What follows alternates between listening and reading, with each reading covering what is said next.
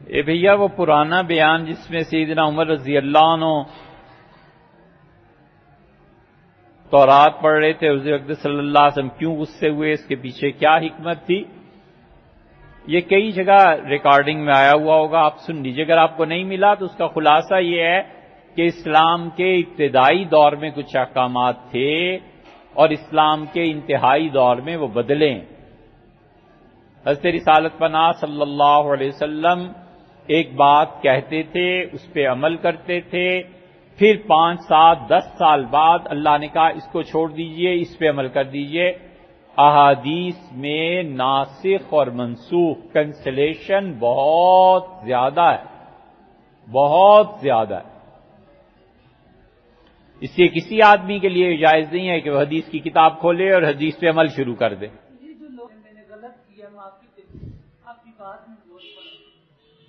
حدیث میں کنسلیشن بہت زیادہ ہے۔ ابتدا میں ایک حکم تھا، مثلا رسول اللہ صلی اللہ علیہ وسلم کی بہت ہی مشہور روایت ہے، خیبر کے دن آپ نے کہا 3 چیزوں کی آج میں ممانعت کرتا ہوں۔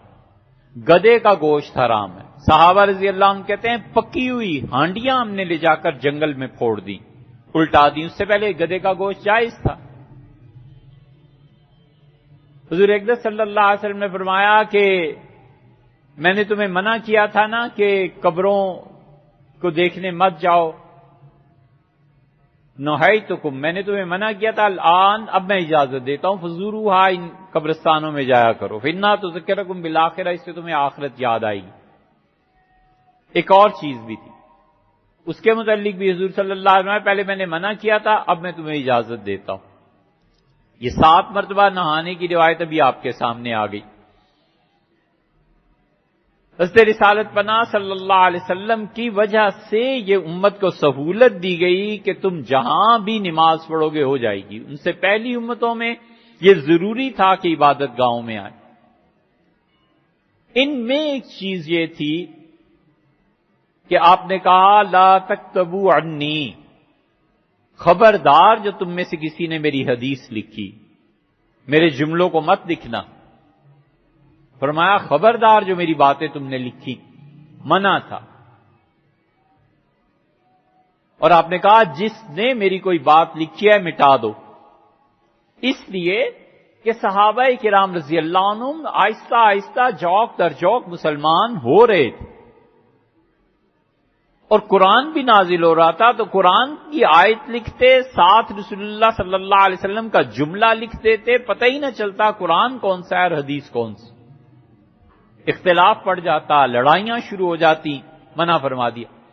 جب صحابہ رضی اللہ عنہ عادی ہو گئے کہ حضور صلی اللہ علیہ وسلم پر وحی نازل ہوتی ہے، 50 60 حتیٰ کہ 80 آدمی آپ کے پاس رہتے تھے لکھنے کے لیے، اور لوگوں کو اندازہ ہو گیا کہ کون سا آپ کا کلام ہے، کون سی خدا کی کتاب ہے، تو آپ نے فرمایا وَاسْتَعِنْ بِيَمِينِكَ، دائیں ہاتھ سے مدد لیا کرو، فَأَوْمَا بِيَدِهِ إِلَى الْخَطِّ، اور اشارہ فرمایا کہ لکھ لیا کرو۔ پہلے کہ منع تھا، اجازت ہوگی۔